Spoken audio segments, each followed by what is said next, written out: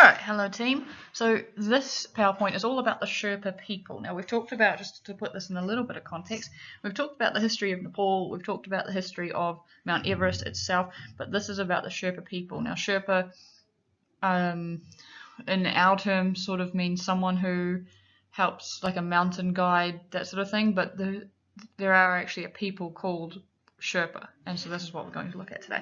Our learning intention: I will learn about the history of the Sherpa people, and your success criteria: I will be able to answer a range of questions in class. So there's no questions that you need to answer in here, but it's more sort of taking notes and listening and paying attention so that some of the complicated questions in class you will be able to answer. Right, who are these two guys? Hopefully you will be able to tell me who they are, so I'm not going to say. Our first slide is about the landscape of Nepal. Now, landscape is like the what it looks like, right? So is it really mountainy or is it really flat? So here it says, if you lay a map of Nepal's roads beside a map of its terrain, you'll notice a stark difference, so a big difference. Nepal's road map looks like a few lonely rivulets cutting through a barren landscape. No spiderweb of intersecting road lines snake this country. But a topographical map reveals a completely different and much more dramatic image. The map virtually explodes with the craggy grandeur of the Himalayan mountains. So basically it means that while there might not be a whole lot of roads in there, if you look at a topographical map, and remember that's the one that shows us the different heights and things, you'll see that there are a whole lot of different ways to get different places. It is those high points of the Nepal's geography that the Sherpa people migrated more than 500 years ago from Tibet, famous for the domestic background of Mount Everest, the tallest mountain in the world. Sherpas have developed a fascinating culture and livelihood interwoven with the perilous peaks among which they dwell. Likewise, where the world sees a geographical obstacle to overcome, Sherpas see a life source. This slide is about the history of Nepal. So Sherpa literally means people of the east. Okay, I won't read this one out to you, but basically the key points. The first successful ascent of Mount Everest was in 1953 by Sir Edmund Hillary and Sherpa named Tenzing Norgay. The Sherpa people and their seemingly natural ability to brave the staggering heights were thrown into an international spotlight. So basically, no one really knew much about this place, or like your everyday person wouldn't really know about it, and then Ed Hillary and Tenzing Norgay managed to conquer it, and all of a sudden it was a spotlight on the Himalayas. So how did the Sherpa people live on the land?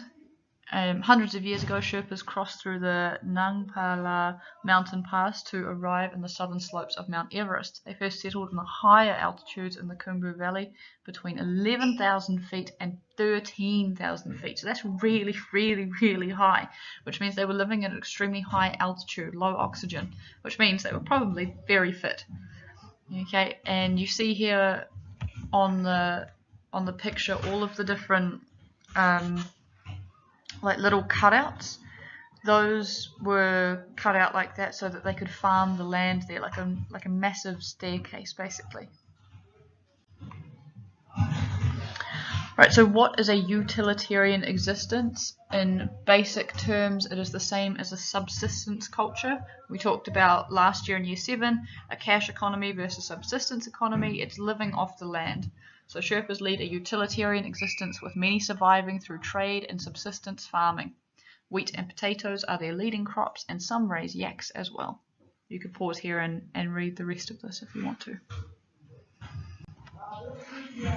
How does the altitude affect the Sherpa people? So, the first sentence here: one of the most remarkable aspects of Sherpa life is the absence of wheels. Because of the treacherous landscape, almost no wheeled transportation exists in the Solo Khumbu region, not even wheelbarrows.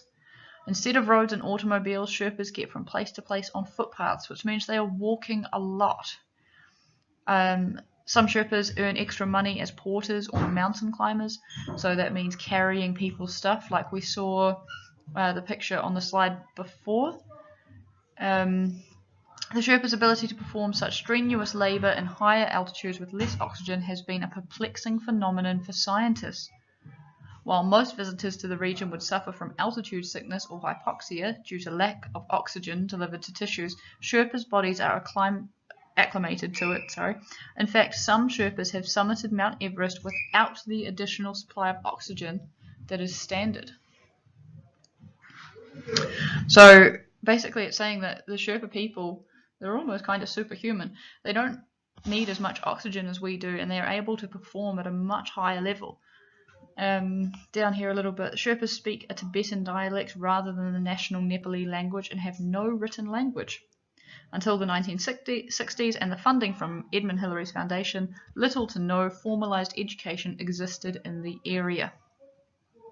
Healthcare is also a challenge. Thankfully, Hillary's foundation also founded an airstrip and hospitals in the remote area that have brought modern medicine and dentistry to the villages. Okay, so why did Sherpa people turn to mountaineering? I think you could answer this without reading this, but basically as soon as Sir Edmund Hillary and Tenzing Norgay managed to summit, everyone wanted to do it.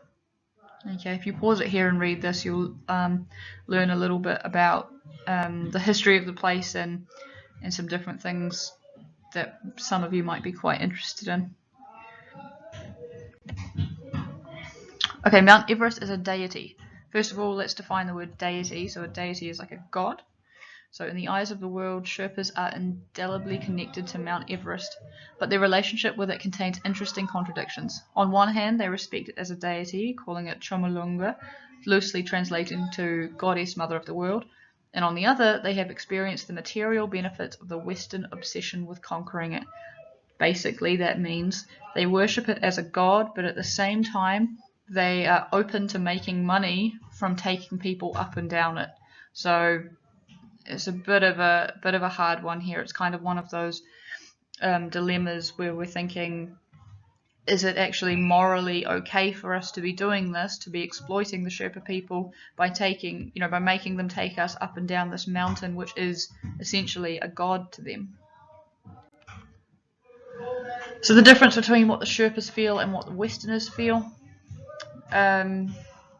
Norgay's reaction to reaching the peak of the world reflects the Sherpa perspective of Mount Everest and how it relates to their lives. He described it as warm and friendly and living, comparing it to a mother hen.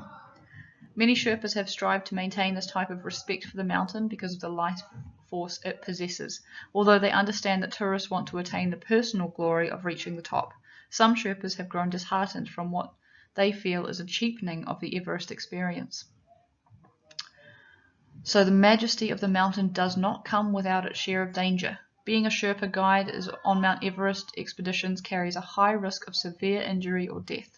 Although specific counts vary, people estimate that about a third of the Everest fatalities have been Sherpas.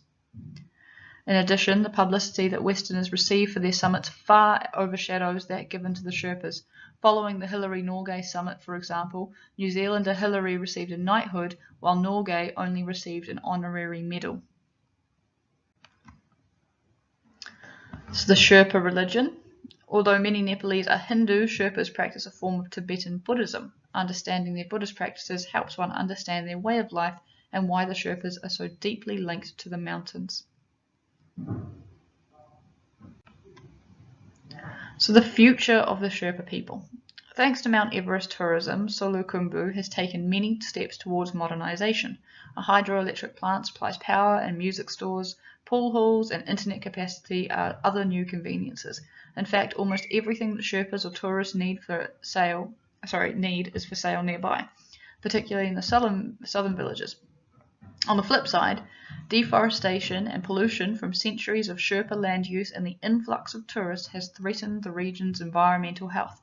In response, the government has enforced stricter environmental protection laws and restrictions.